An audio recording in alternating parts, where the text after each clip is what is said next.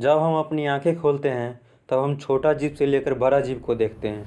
लेकिन विज्ञान के अनसुलझे सवालों में से एक सवाल तो यह है कि ब्रह्मांड में क्या ऐसा जीव कहीं और मौजूद है, और मौजूद है तो किस रूप में मौजूद है। वैज्ञानिक मानते हैं कि इस ब्रह्मांड में करोड़ों ऐसी जगह है जहाँ जीवन हो सकता है, यहाँ तक कि वह हमसे टेक्नोलॉजिकली एडवांस भी हो सकता है। ये सब तो एक अनसुलझा सवाल है। अगर हमें इसका सही जवाब जानना है तो हमें ब्रह्मांड को बारीकी से देखना होगा और समझदारी से जानना होगा। वैज्ञानिक ने बताया है कि कैसे हम ब्रह्मांड में लाइफ को ढूंढ सकते हैं। इसके लिए हमें 3 चीज़ करना होगा। पहला, हमें लाइफ को ढूंढने की पहली कोशिश अपना सोलर सिस्टम से करना होगा, जिसमें रोबोटिक डिवाइस और सैंपल रिटर्न मिशन के हेल्प से हम जान पाएंगे कि हमारे सोलर सिस्टम में जीवन मौजूद है या नहीं। दूसरा, हमें सोलर सिस्टम के बाहर एक्सोप्लैनेट को एक्सप्लोर करना होगा और प्रोब की मदद से वहाँ के एटमॉस्फेयर को स्टडी करना होगा। तीसरा और अंतिम, हमें अगर इंटेलिजेंस, लाइफ और या यूँ कहें एलियन के बारे में जानने के लिए ऐसा डिवाइस बनाना होगा जो एक्सट्रीमली लो फ्रीक्वेंसी को कैच कर सके, जिससे हम जान पाएंगे यह लाइफ कैसा है और कहाँ मौजूद है। हम जब ब्रह्मांड में जीवन को खोजने का प्रयास कर रहे होंगे तब हमारे पास सबसे बड़ा चुनौती यह होगा कि हमें किस तरह के जीव को ढूंढना है। एस्ट्रोनॉमी साइंस के अनुसार इस अनंत ब्रह्मांड में 3 तरह का लाइफ हो सकता है। पहला उस तरह का जीव होगा जो बिल्कुल हम लोग की तरह हो सकता है, यानी कि इस तरह का लाइफ टोटली कार्बन, केमिस्ट्री और वाटर के यूज पर निर्भर होता है। दूसरा श्रेणी में उस तरह का जीव हो सकता है जो हम लोग जैसा नहीं हो, यानी कि इस तरह का जीव कार्बन, केमिस्ट्री के जगह सिलिकॉन या अदर एलिमेंट के कॉम्बिनेशन से बना हो सकता है। तीसरा और अंतिम श्रेणी के जीव तो वैसा होगा जिसके बारे में हम आज तक सोचे भी नहीं होंगे, या यूँ कहें तो ऐसा जीव हमारी कल्पना से बाहर की चीज़ है। हमारे सोलर सिस्टम में एक ऐसा ग्रह है जहाँ जीवन होने की संभावनाएं सबसे ज़्यादा है, और वह ग्रह है मार्स, यानी कि लाल ग्रह। सबूतों के अनुसार एक समय लाल ग्रह के सतह पर भी पानी भरा था और वहाँ जीवन का विकास होने की परिस्थितियाँ भी अनुकूल थी। लेकिन कुछ कारण तो रहा होगा जिसके कारण हमारे मार्स पर जीवन डेवलप नहीं हुआ होगा। नासा के मार्स रोवर, टेलीस्कोप और ऑर्बिटर के हेल्प से हम मार्स के एटमॉस्फेयर में मीथेन की पतली लेयर को ट्रैक करने में सफल हुए हैं।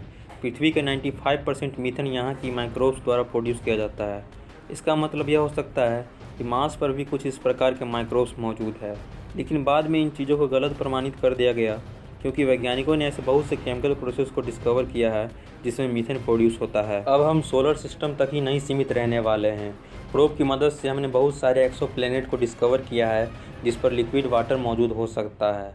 अभी तक 12 से 15 ऐसे सोलर सिस्टम को डिस्कवर किया गया है जहाँ के प्लेनेट पर ओशन मौजूद हो सकता है। इस साल के जून महीने तक एस्ट्रोनॉमर्स ने 4274 ऐसे प्लेनेट को हबल और केपलर की मदद से डिस्कवर किया है और उसके साइज, मैस, डेंसिटी और एटमॉस्फेरिक कंडीशन के बारे में डाटा इकट्ठा किया है, जिससे आने वाले समय में इन सभी ग्रहों पर जीवन को ढूंढा जा सकेगा। एक बेहद ही इंटरेस्टिंग प्लेनेट को हबल ने डिस्कवर किया है जिसका नाम K2-18b है, जो एक रेड ड्वार्फ स्टार K2-18 का चक्कर लगा रहा है।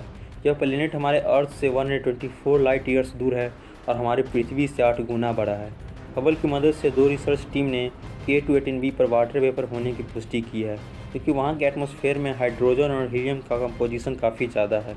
रिसर्च टीम के अनुसार K2-18b का वाटर कंडेंस होकर क्लाउड बनता होगा और बारिश भी होता होगा।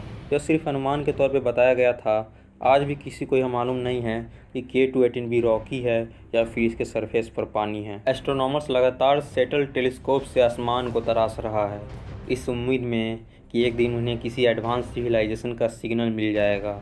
लेकिन संयोग की बात है, आज तक कोई ऐसा सिग्नल का परफेक्ट एविडेंस नहीं मिला है।